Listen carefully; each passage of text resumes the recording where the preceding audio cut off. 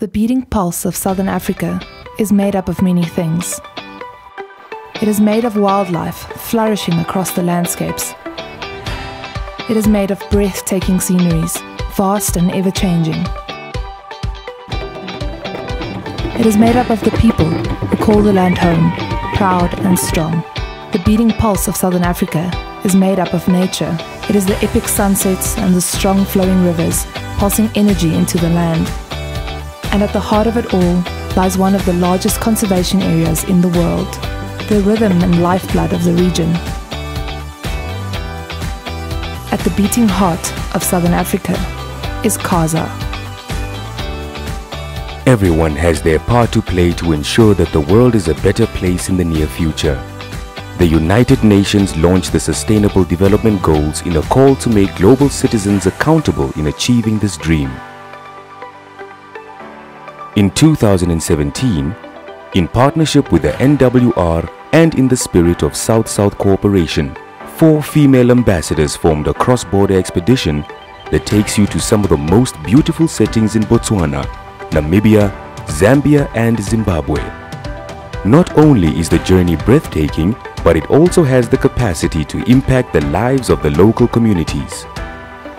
Through this Tourism for Development initiative, the potential to create new jobs and promote economic growth is limitless, with additional benefits of cultural preservation and environmental sustainability within the region. Marvel at the natural heritage of these great nations and help us work towards the world that we all want. Come and visit the Okavango and Zambezi Transfrontier Conservation Area and take in all its wonders during the phenomenal KAZA Excellency Tour.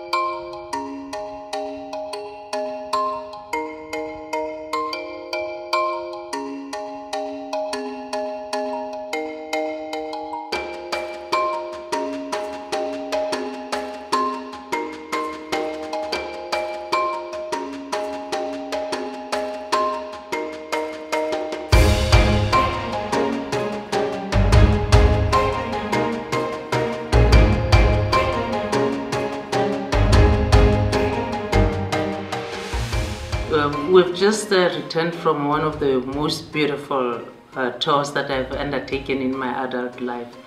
Myself, the High Commissioner of Botswana, the High Commissioner of Zambia, the Ambassador of Zimbabwe, the Managing Director of Namibia Wildlife Resorts, and the UN Resident Representative in Namibia decided to invite a group of ambassadors and some diplomats in Namibia for a tour of what I consider to be the most beautiful parts of Southern Africa. We went through Namibia, the Popa Falls, crossed over to Botswana, had a lovely visit to the Chobe National Park. Then from Botswana we crossed over to Livingstone, home of the Victoria Falls on the Zambian side, and then we crossed over to Zimbabwe, of course, the real mother of the Victoria Falls.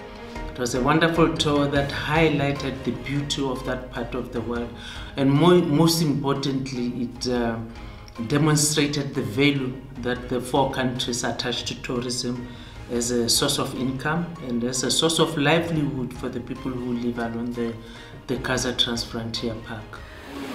KAZA is currently the largest transfrontier area in the world. And we have also the largest population of wild animals there, especially the higher valued animals. And the aim of having it is to primarily looking at boosting our tourism in the region.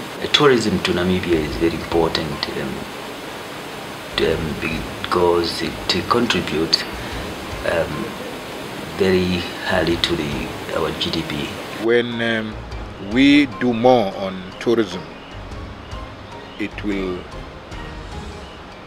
give more income for the region, but also, most and foremost, to create more jobs for the local people, because tourism includes everyone.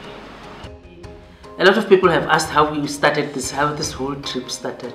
This was actually a brainchild of the former ambassador of Turkey, Denise. Denise had done the route on her own, and she felt it was something that she wanted to share with her nationals, the Turkish tourists. So she convinced me and the ambassador of Zimbabwe, the High Commissioner of Zambia then, to get together with her and come up with a package that will take us through the Trans-Frontier Park. Tourism for Zambia as a whole is one important sector. Zambia has realized that from tourism we can get quite a lot, and Livingstone itself is the tourist capital of Zambia. So most of the activities in Livingstone center around tourism, and even the residents know that. So I feel in their own small ways they are able to make tourists comfortable, because they realize the potential that can come out of tourism. Where we are looking at sustainable tourism, and we feel that this project, if we take it further than what we did, it can create employment for our people, it can alleviate poverty. And the most important thing which we should observe, that KAZA is the biggest conservation area in the world. And really, when we took this trip, we said we are now going to sell this to all the people in the world. We knocked on a number of doors and could never meet anybody who would, or an official who would buy into our idea, until we knocked at the door of a lady called Zelna Hengari, the managing director of Namibia Wildlife Resorts. And she said to us, "Where have you been? That's just what I want to do. That's what I've been dreaming to do too as NWR." So we partnered with her. And then the next door we knocked at was the United Nations resident office in Namibia. So as the United Nations, we have our marching orders. This is to support the implementation of the Sustainable Development Goals. And these goals are about protecting the planet, ending poverty, and ensuring prosperity for all.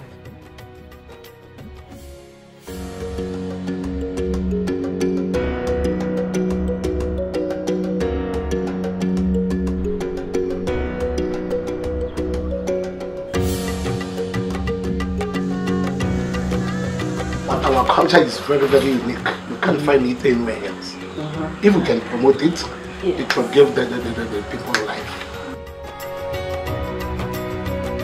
And it will probably simmer through the revenue to the grassroots level when we focus on cultural tourism. The kind of revenue sharing. You are 4 countries, everybody has to be fair in that revenue sharing. You have to keep all the stakeholders together, public, and then it comes obviously with tourism, transports, culture, but you can come to agriculture, because now the new fashion is to have agri-tourism.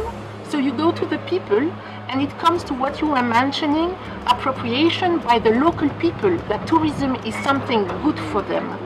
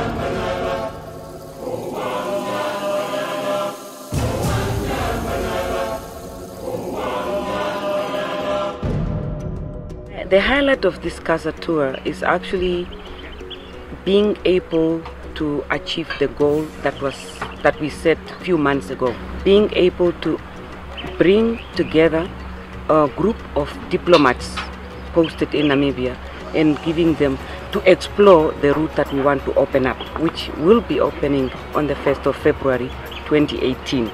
This is by far the best route in the world and actually based in the largest transfrontier conservation areas in the world, and it's right here. It's in Namibia, Angola, Botswana, Zambia and Zimbabwe, and we have the best to offer.